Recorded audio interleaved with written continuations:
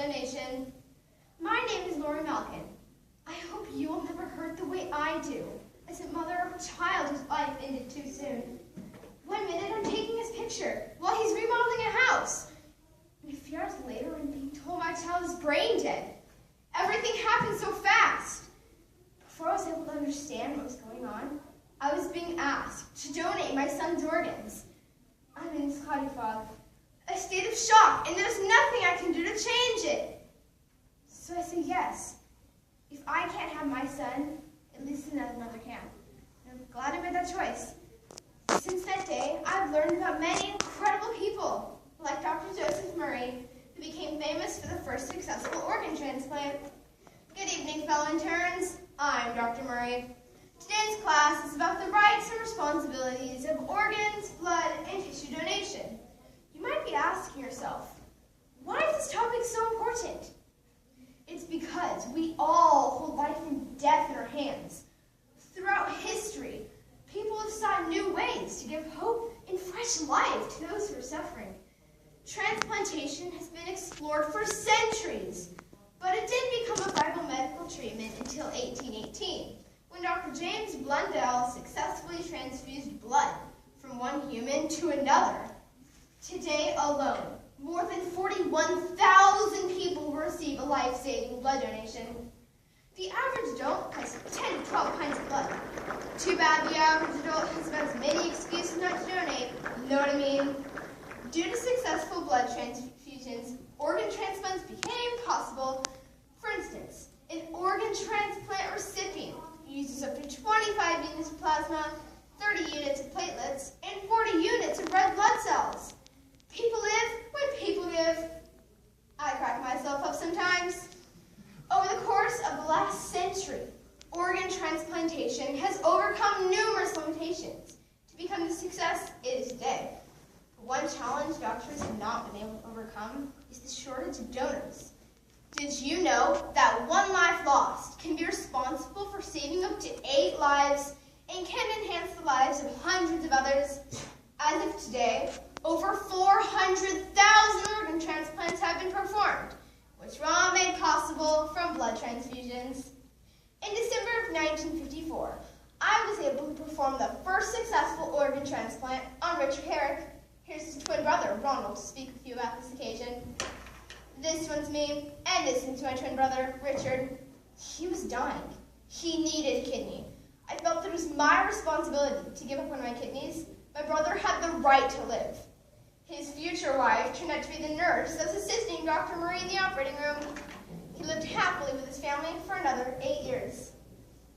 The gift of life. The best gift anyone could ever receive or give. I believe our patients have the right to receive excellent care. Therefore, it is our responsibilities to perfect and practice procedures before we perform them. The first successful lung transplant was performed on a convicted murderer who volunteered in 1963. He only lived for 18 days because anti-rejection drugs like cephalosporin weren't approved of until 1983, which changed the success rates for all organ transplants. The lung transplant is still the most delicate. There is a lower success rate than any other transplant because the transfer from the donor to the recipient has to occur within 2 to 4 hours.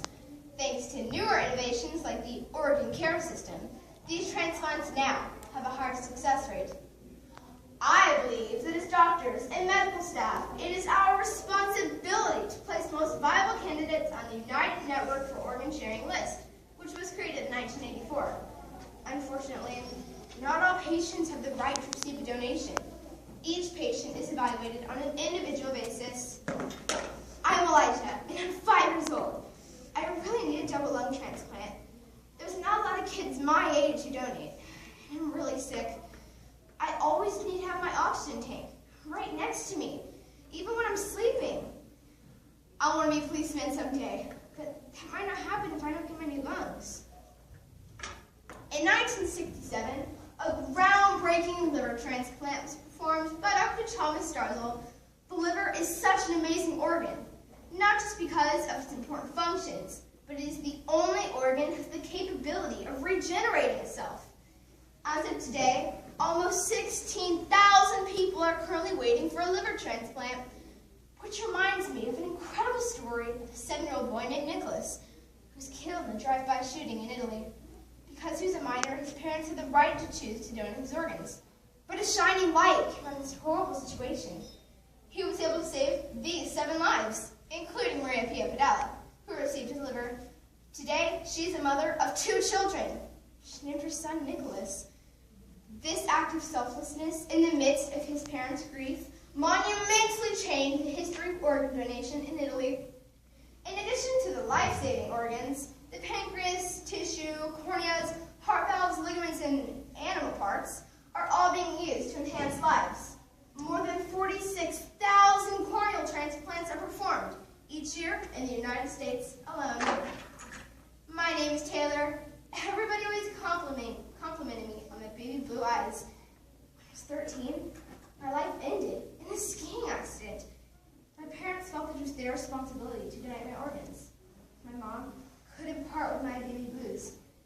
Donate Life, an organization dedicated to teaching others about organ donation, explained to her that by taking my corneas, my eyes would still look the same and restore sight to somebody else. In my memory, my parents created the Taylor's Gift Foundation. They partnered with OPI, a famous nail polish company, and created the color Taylor's Blue. This partnership is to help spread awareness of individuals' responsibilities to consider organ donation. As a doctor of transplantation, I've met many incredible live donors, as well as many brave recipients. One incredible bone marrow donor is 21-year-old Joshua Weiss, who saved Stephanie's life.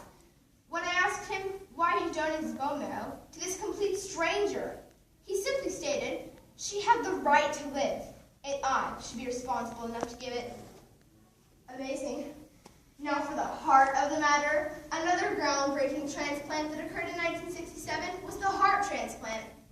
Approximately 2,200 heart transplants are performed each year, from newborns to the elderly. But shockingly, less than 1% of all deaths are even viable for donation, which makes this number of heart transplants and the story of Jeffrey Johns unforgettable. Hi, this is me, Jeffrey Johns. My friends call me JJ. As you can see, I love to dress nicely, and I also love to have a good time. It is so cool to be here today. My life ended in tragedy. My family felt that it was their responsibility to donate my organs. My parents knew I was alive, and I lived on, and 5 other people. Although my heart stopped beating for me, it now beats for Carl. My mom, Lori Malkin, channeled her grief into the organization called JJ's Legacy, named after me. Thank you, Mom, for keeping the memory of me alive and for teaching our community about the rights and responsibilities of organ donation. I love you, Mom.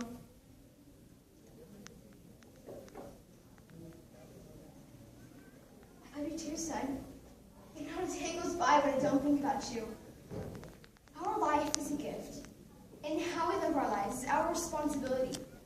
We will hopefully be able to live rich, full lives, where we consider the rights of others as important as our own rights. What if our life is cut short like the loved ones that were spoken about today? Isn't it great to think that in our absence, we have the right to choose to live on another's? We have not lived today, and to have done something for someone who can never repay us. When we think of the agony others are going through, the decision is clear that we should not nurse our grief and shrug off others' troubles as none of our concern. It is our responsibility to donate. Over 118,000 people are on the UNOS list nationwide. There's a new name being added every 13 minutes. 18 people die daily waiting for an organ.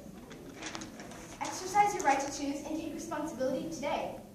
Go to donatelife.com and register to be a donor. Think of your pink dot on your driver's license as your right to choose. It begins as a trickle and turns to a flood. Remember, the things we do for ourselves are gone. The things we do for others remain as our legacy.